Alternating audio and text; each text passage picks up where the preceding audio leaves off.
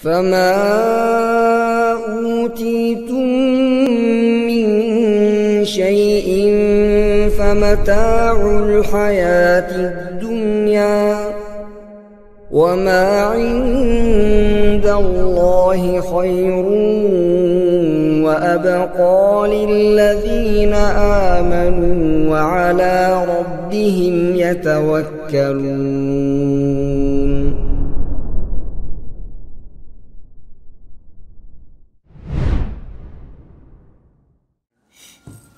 Assalamualaikum warahmatullahi wabarakatuh.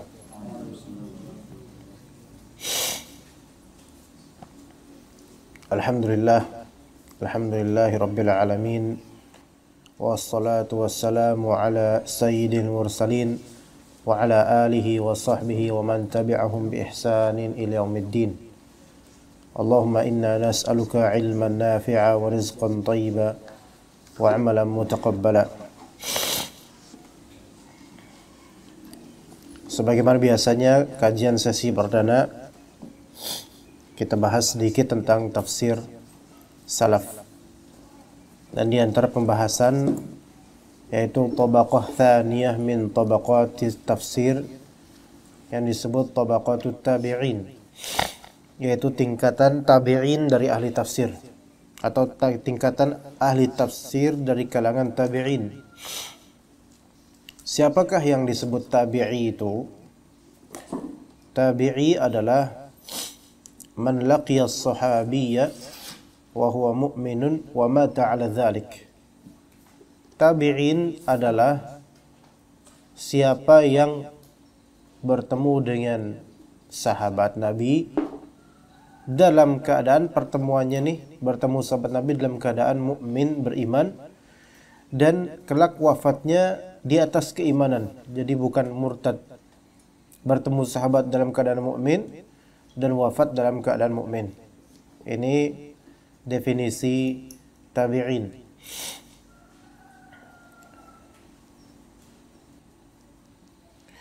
Para ahli tafsir dari kalangan tabi'in ini cukup banyak. Ya, cukup banyak, dan mereka tentu mengambil ilmu tafsir semuanya dari sahabat. Ya, tabi'in ini mengambil ilmu tafsir semuanya dari kalangan sahabat. Mereka adalah murid-muridnya para sahabat. Ada beberapa mulahadzat dan hal yang perlu diperhatikan tentang para tabi'in yang menafsirkan ayat-ayat Al-Quran. Sebagian dari tabi'in berintima, yaitu ternisbatkan, sebagian dari tabi'in ternisbatkan ke lebih dari satu kota. Ya, sebagiannya, enggak semuanya. Sebagian tabi'in ternisbatkan pada lebih dari satu kota. Jadi ada yang namanya intima ila Madinah gitu, yaitu berintima ternisbatkan kepada kota tertentu. Ya, kayak misalnya kalau di mana domisili Hasan misalnya. Oh, dia orang Jakarta. Ya. Ada juga yang berintima lebih dari satu kota. Dari Madinah kemudian Kufah misalnya. Maka di antara contohnya Al-Hasan Al-Basri rahimahullah yang wafat tahun 110 Hijriyah. Beliau tumbuhnya di Madinah, di Al-Madinah. Nah, kemudian beliau menetap di daerah Basrah. Jadi Al-Hasan Basri itu kan Al-Hasan Al-Basri, berarti kan ternisbatkan kepada Basrah. Tapi originnya, tumbuhnya awalnya di Madinah.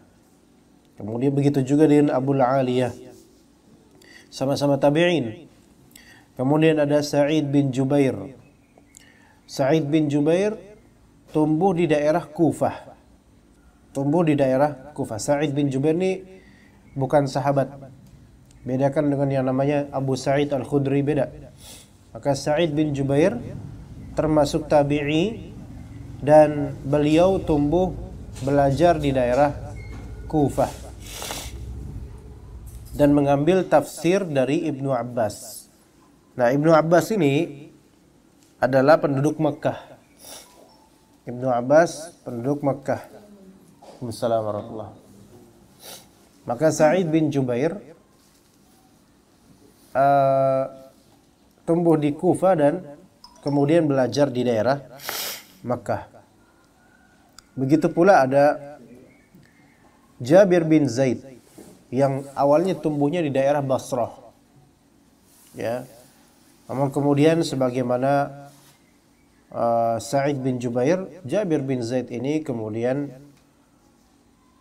mengambil ilmu dari Abdullah bin Abbas di daerah Makkah.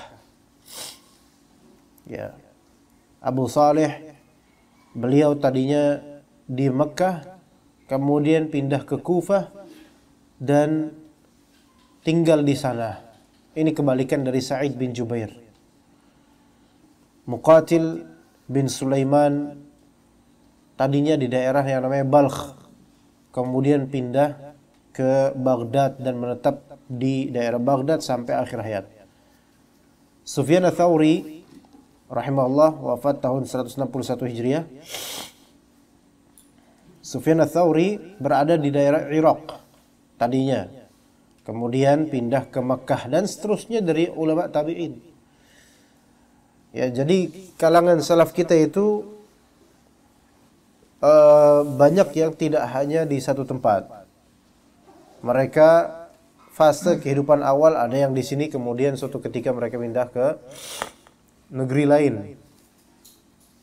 Dan pindahnya mereka ajaibnya ikhwan, pindahnya mereka bukan karena mahalnya kontrakan di negeri asal, bukan. Ya.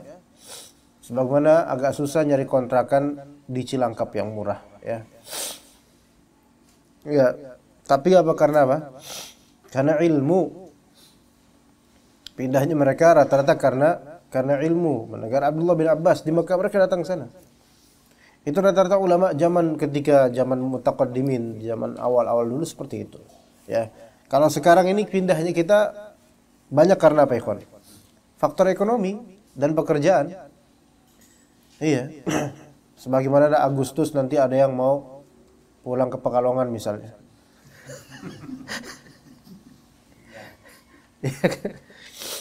Karena orang tua, karena hal lain. Ya. Makanya orangnya sekarang lagi sakit, ya. Lagi izin, lagi sakit. Tapi sepertinya dengerin. Ya. Bukti nanti komentar. Kalau misalnya nggak komentar berarti nggak dengerin, ya. Baik. Kemudian ikhwan, di antara mulahadzat dan harus yang kita perhatikan dari tafsir tabi'in, masdar tafsir tabi'in itu dari para sahabat. Mereka itu meriwayatkan tafsir dari kalangan sahabat.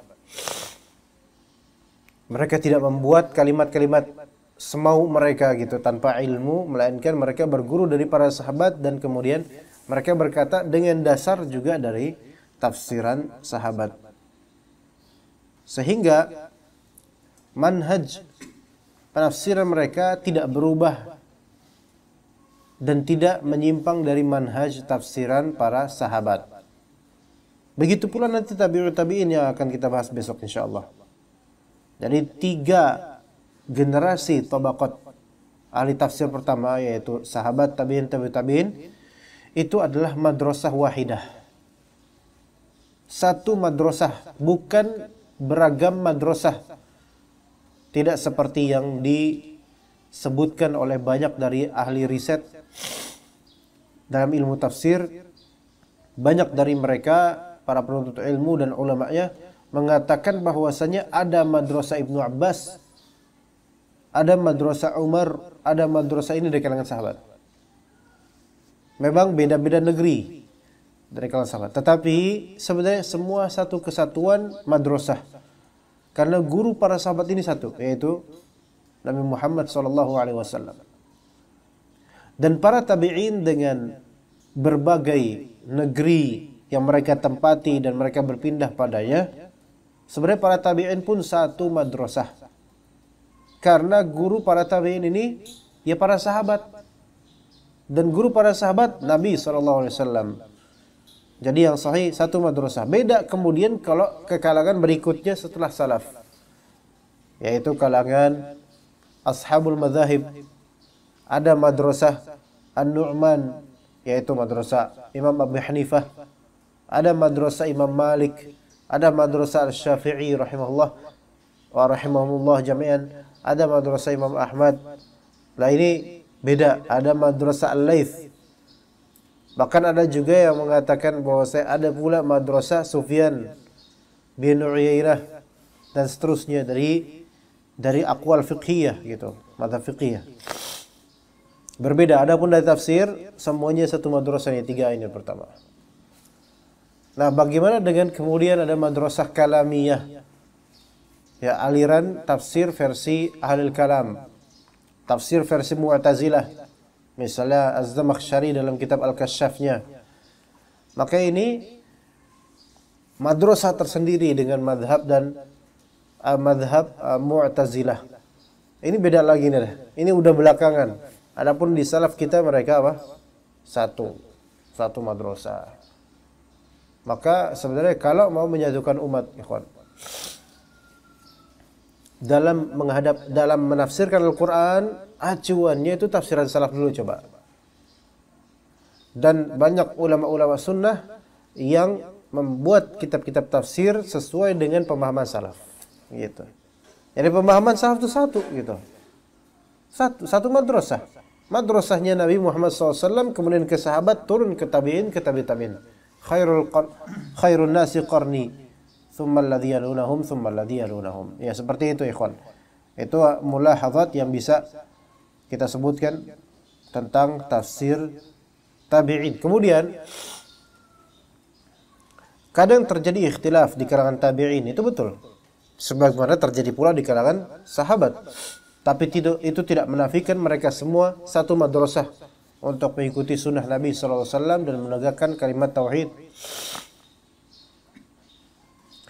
Yang kemudian kita dapati beberapa sebab, di antara sebab ikhtilaf di antara mereka, di antaranya adalah masalah qiraah yang berbeda. Qiraah yang berbeda, ya. Karena ada qiraah Ibnu Abbas, ada qiraah Abdullah bin Mas'ud, dan ada qiraah lainnya dari kalangan sahabat. Dan itu bukan berarti qiraah batilah. Itu qiraah yang didapatkan dari Rasulullah dengan sanad mereka. Ya. Nah, kadang dari qiraah tersebut karena mungkin beda harokat. Ada juga sedikit perbedaan huruf kadang-kadang. Ada sedikit perbedaan panjang dan pendek. Ada sedikit perbedaan sifat pembacaan. Seperti misalnya sifat imalah dari pembacaan huruf yang nyambung dengan mad panjang atau pendeknya huruf. Contohnya wasyamsi waduhiha, itu imalah namanya. Kalau kita riwayat yang kita pakai wasyamsi waduhaha, ya. Begitu juga wadduhi wal laili idza saja. Tapi itu tidak mengubah makna. Tapi itu ada qiraatnya.